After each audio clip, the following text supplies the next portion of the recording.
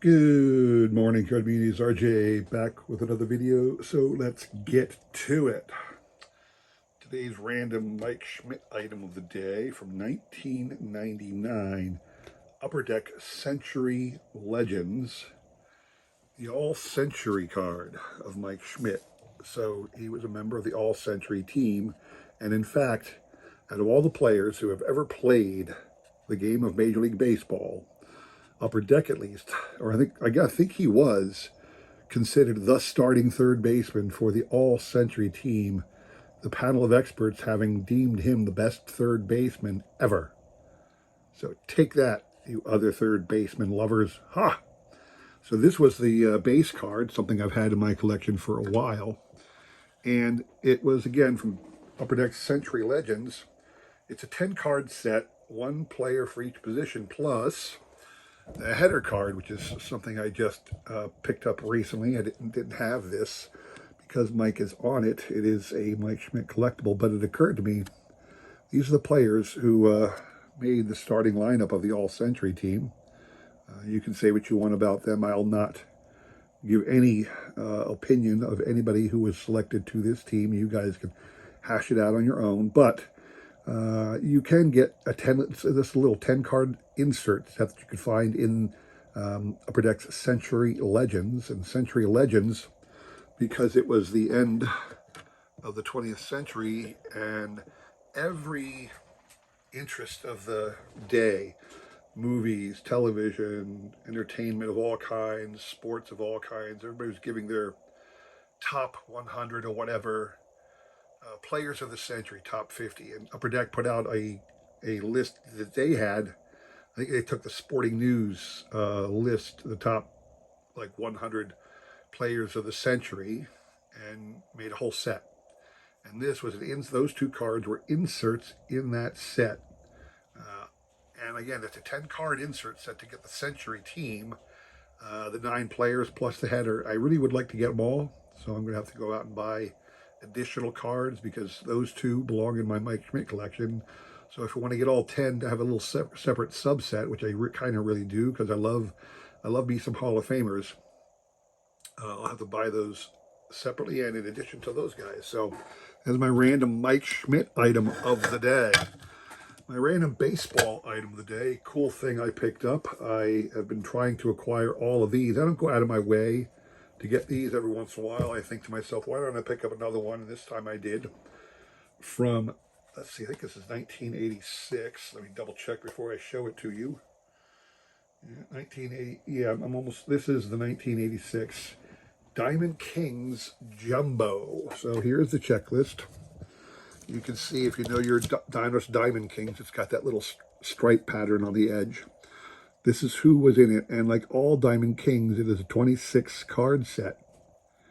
And it came at the very beginning of your Major League Baseball set that year, but also they threw in a card of Pete Rose because he was now the King of Kings. He had become the hit king, eclipsing Ty Cobb, so they had a special card of him. So let's take a look at the players who made it. These are like 5x7 in size. You've got your Kirk Gibson. I have to peel some of these apart. Kirk Gibson of the Tigers. Goose Gossage, still the Padres at the time. It's kind of fun to see these two guys back to back, given the history of the 1984 World Series. Very cool pairing. Willie McGee. Willie McGee just did not have a good look about him. I'm sorry. He's an awesome baseball player, but boy, Willie. George Bell, former MVP. One of those guys who had one great year and then a whole lot of mediocrity. Tony Pena. Tony Pena. Tony Armas. He was a good slugger for a while. Chili Davis, long-time veteran player, very good. These guys were part of the Hall of Very Good. Cecil Cooper. Mike Boddicker from the Orioles. Davey Lopes on the Cubs. Here in Philly, we still idolize Davey Lopes for being the first base coach of our World Series 08 team and the whole people in that era. Davey Lopes was a fantastic first base coach for us. Bill Doran on the Astros.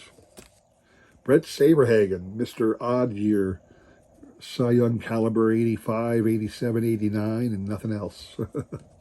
Brett Butler, looking really young on the Indians. I remember him mostly with the Dodgers. The last great bunter. Here's Harold Baines, Hall of Famer.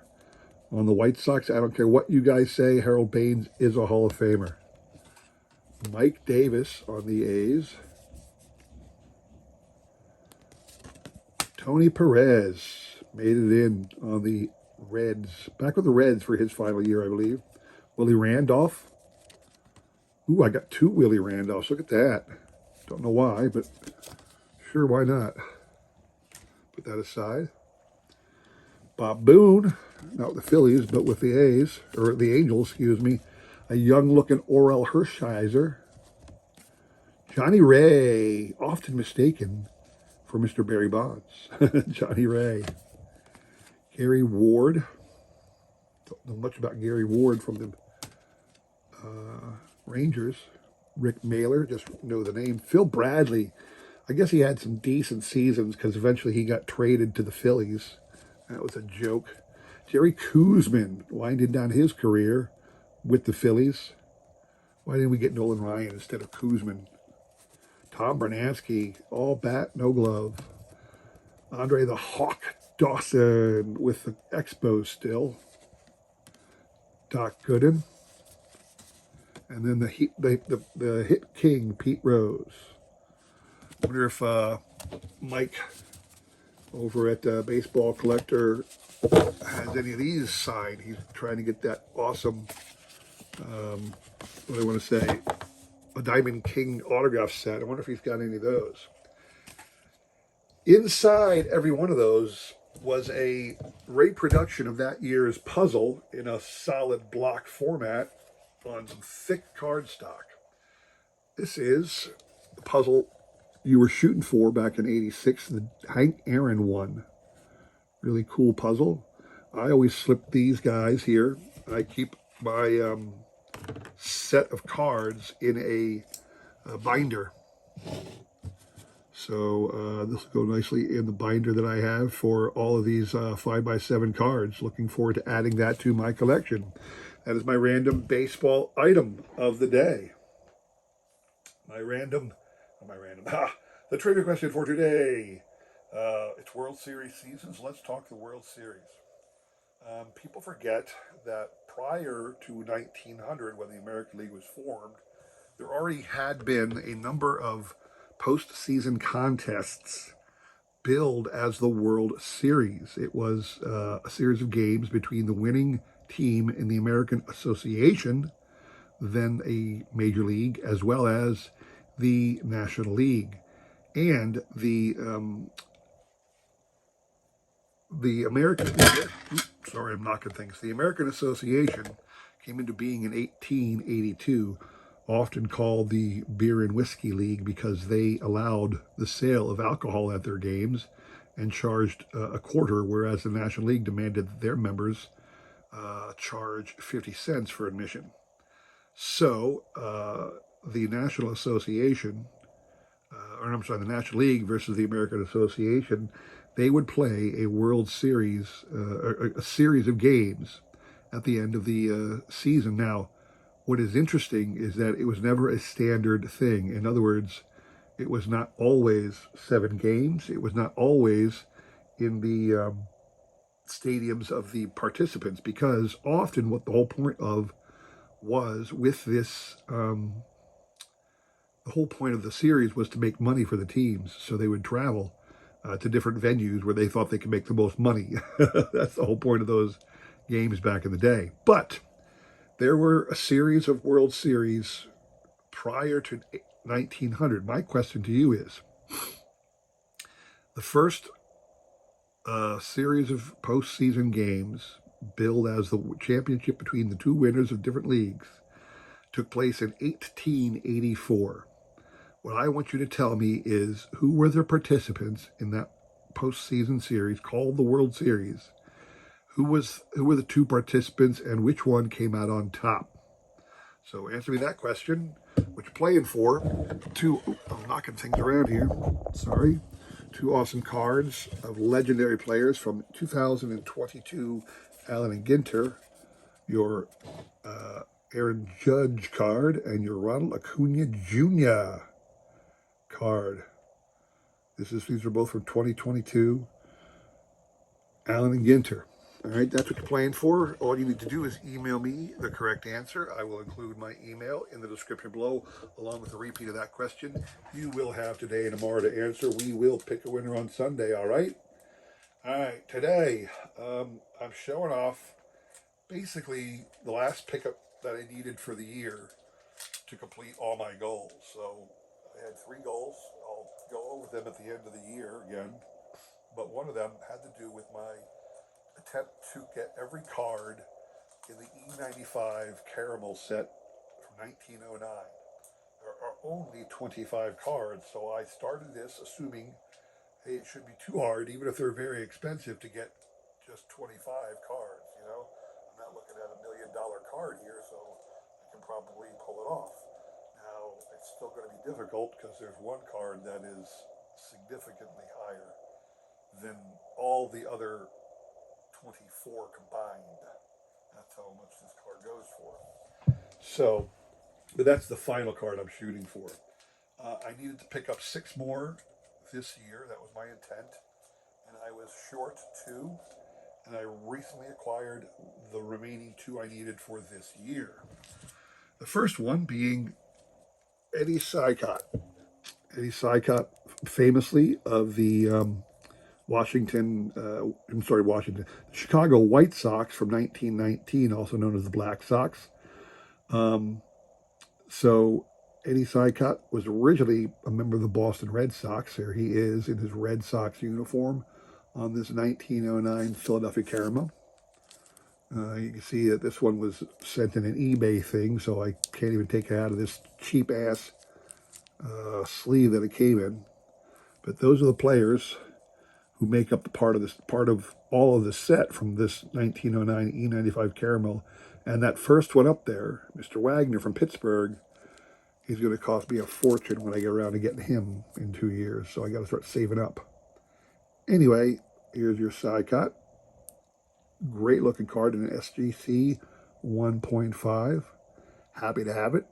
Don't care at all about the grades of these cards. I really don't. I'm trying to get it. But this one was the big one. I actually went into an auction. This was a heritage auction, and I saw this one up for grabs. I saw another one on the bay, but I thought the price was a little too high. Turned out that when you factor the buyer's premium and shipping and all that jazz, I probably could have got the one off the bay for a little less. But that's not the point. It's the point to have fun in an auction, which I enjoy once in a while. But this was my first ever comic card. This one is the first card I've ever purchased, ever, that exceeded $1,000. I'm whispering because I don't want the wife to hear me. $1,000. It cost me more than that.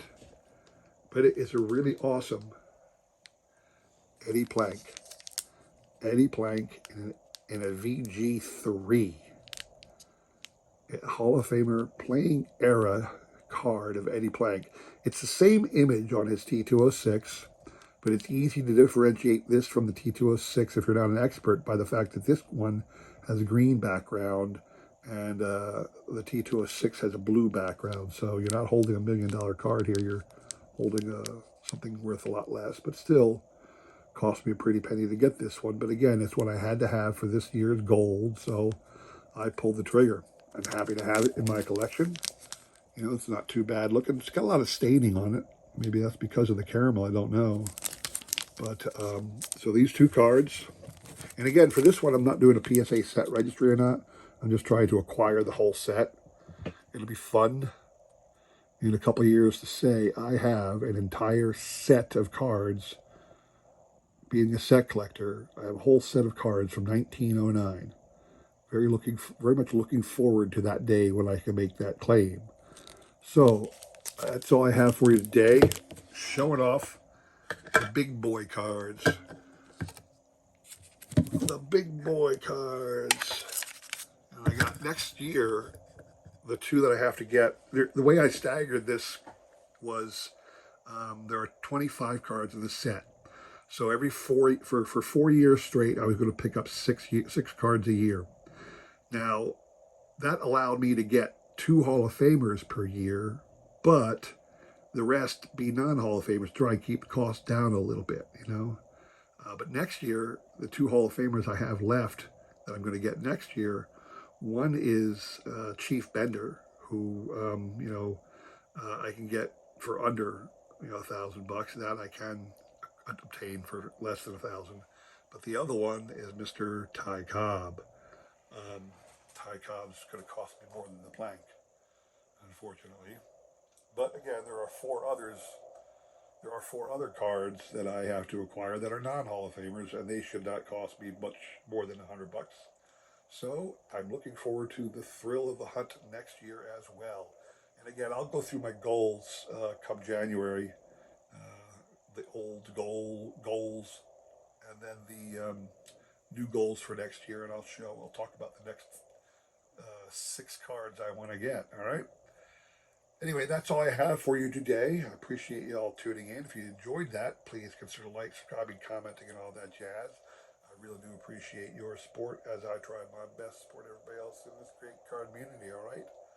I appreciate you all tuning in. Come back again on Sunday. We do have the trivia recap, and we'll be seeing who gets all these awesome prizes. And then come back again next week, because I'll have more.